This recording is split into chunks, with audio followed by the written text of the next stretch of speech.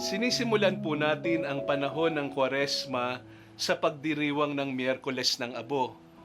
Ang Kwaresma ay binubuo ng 40 araw bilang pagtulad kay Jesus na gumugol ng 40 araw ng pag-aayuno sa ilang. Para kay San Benito, ang buhay ng isang monghe, gayon din ng isang Kristiyano, ay tuloy-tuloy na Kwaresma. Ang bilang na 40 ay sumasagisag sa walang hanggang panahon ang nagpapaalala na ang buong buhay ng isang Kristiyano ay ginugugol sa panalangin, pag-iwas sa kasamaan at pagbabalik loob sa Diyos. May dalawang layunin ang Kwaresma. Panahon ng pagtitika at pagsisisi sa kasalanan at panahon ng paghahanda sa binyag.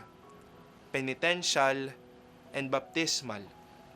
Simula ng ika-5 siglo, ang panahon ng Kwaresma ay pagkakataon upang ihanda ang mga may malubha at matitinding kasalanan para sa pakikipagkasundo at pagbabalik loob sa Diyos. Sa pagsisimula ng Kwaresma, naglalagay sila ng abo at nagsusuot ng sakong damit bilang tanda ng pagsisisi sa kasalanan at pagtitika. Inihahanda rin kapag Kwaresma ang mga binibinyagan sa magdamagang pagdiriwang ng Pasko ng pagkabuhay ng Panginoon o Easter Vigil. Sa panahon ng paghuhubog at paghahanda, nakikinig sila sa salita ng Diyos, nag-aaral ng pananampalataya at nagsasanay sa panalangin at pagsamba. Noong ika-5 siglo, ang Kwaresma hindi na lamang para sa mga nagkamit ng matinding kasalanan at naghahanda sa binyag, kung hindi sa lahat ng mga Kristiyano. Panahon ito ng pag-aayuno at pangingilin, paglilimos at pagmamalasakit sa mga dukha, ng pakikinig din sa salita ng Diyos at panalangin. Ang pag-aayuno ay paalala sa bawat Kristiyano na talikdan ng kasalanan at kasamaan. Paghimok din ito ng pakikiisa sa mga nagugutom na kahit hindi panahon ng pag-aayuno ay walang makain dahil sa kahirapan. Kaya nga lahat ng pagtitipon natin na bunga ng pagsasakripisyo ngayong Kwaresma ay dapat ilaan upang bumusog sa mga nagugutom at tumulong sa mga dukha. Maaaring tayo mag-ambag sa fast to feed o dalhin sa misa ng huling hapunan sa Huwebes Santo ng gabi ang ating mga handog sa mga dukha. Ipapaliwanag nito na ang bawat Eucharistia ay nagpapaalala na may pananagutan tayo sa mga dukha. Ang mga abo na inilalagay sa ulo tuwing Miyerkules ng Abo ay mula sa mga natuyong palaspas na binasbasan noong linggo ng palaspas. Tunay ngang lahat ng makamundong kaluwalhatian ay naglalaho.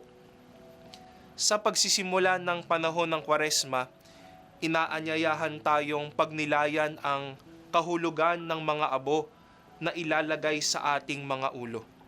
Sa ganito ring paraan, nilalagyan tayo ng abo sa ating mga noo upang ipaalala sa ating tayo'y makasalanan.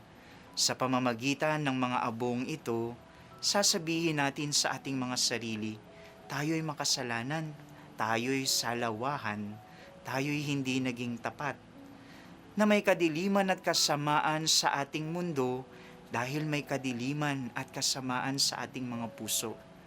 Maaari ring ilagay ang abo sa ating mga bunbunan. Babalikan natin ang tubig na ibinuhos at ang langis na ipinahid sa atin noong tayo ay binyagan.